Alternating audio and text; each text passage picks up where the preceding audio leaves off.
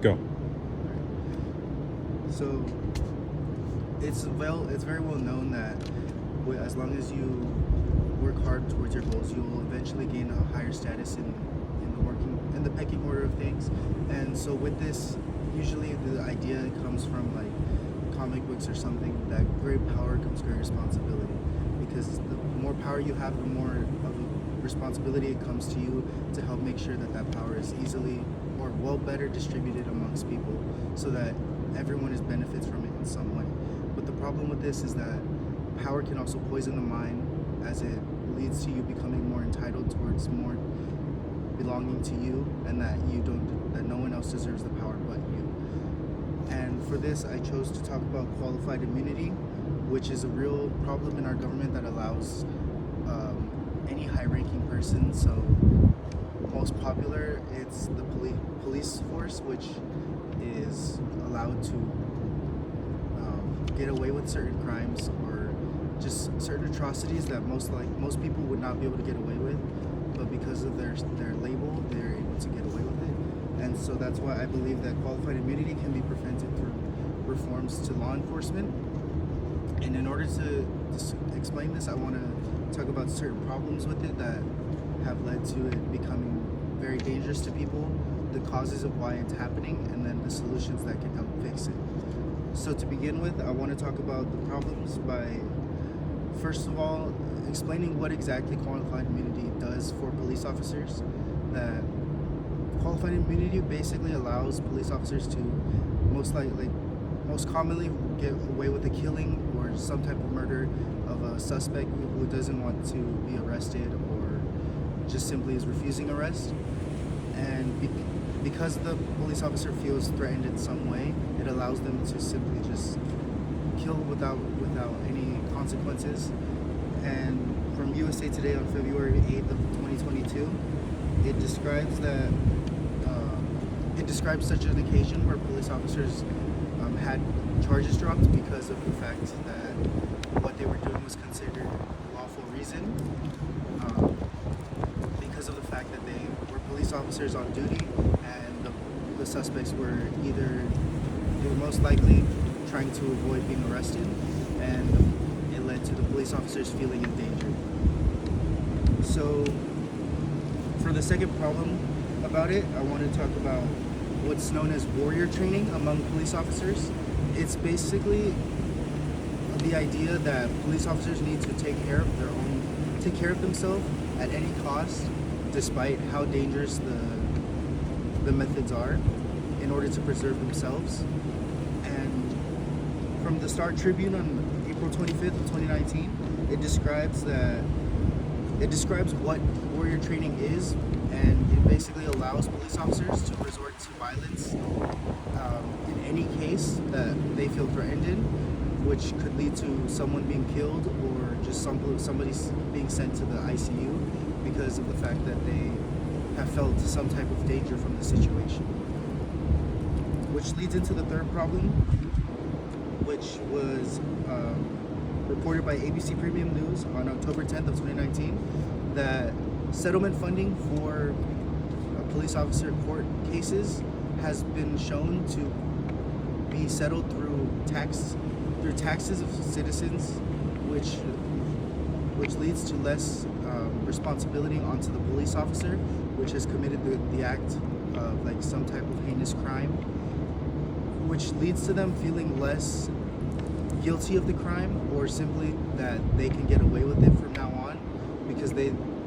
repercussions are not as strong on them as it is on other people, which is very harmful to society, as it takes away the idea of taking responsibility for one's actions, which goes into the causes of the problem, which is also reported by the Star Tribune on June 14th of 2022, which further discusses that warrior training was being taught among multiple police academies in order to help prevent police deaths. But the problem with this caused more police officers to be directly harmful towards suspects,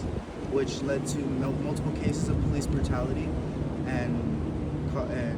charges against police officers because they were resorting to violence way too quickly.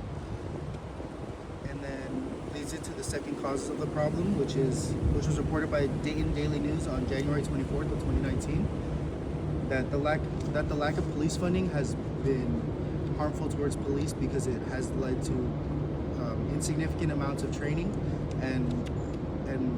leaving police officers unable to decide what to do in stressful situations, which leads to more harmful tactics in order to defend themselves, which has led to certain police academies trying to get rid of this, which leads into my first solution, which is by the Philadelphia Inquirer, that two officers, it describes a situation where two officers that have been officers for a few years stopped a man with a knife, wielding a knife, threatening the police officers by tasing him and stopping the suspect. But then also describes a situation that was very similar with two rookie cops that were fresh out of the academy that killed a man because they felt they were in danger and were too nervous or scared to think of any other options other than shooting the individual, which is a great example of why being better trained would help reduce the cost of lives, will reduce the amount of deaths in general among the public through police brutality or just any type of police like unpreparedness, which leads to my second solution, which is by the Massachusetts Lawyers Weekly, and on March 4th of 2019, the article describes a situation in which a bouncer of a club was charged with battery and assault against them because they attacked a patron who was causing trouble, and the situation was escalated way too quickly by the bouncer in this case, which describes how with this policy it will allow us to charge police officers for doing similar crimes, because it will add a sense of liability for police officers who decide that being harmful towards citizens is the first choice and is very dangerous in the face of all actions that they have committed. And which brings me to my final point, which is that by the Capitol on April 13th of 2022, Annapolis, Maryland decided to hire more police officers in order to combat crime rates, which is most likely a good solution because a lot of the times police officers are too busy with another crime, or there's not enough police officers in general to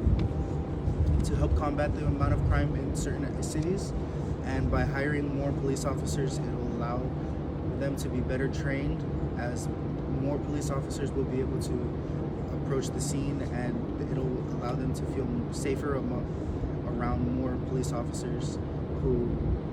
will provide a sense of camaraderie and a team effort to stop someone, instead of just one or two police officers heading towards a scene unprepared of what's to come. Which concludes the idea that I believe power, or that qualified immunity would be best prevented by reforming law enforcement and creating better rules that allow power to be controlled instead of used in harmful ways.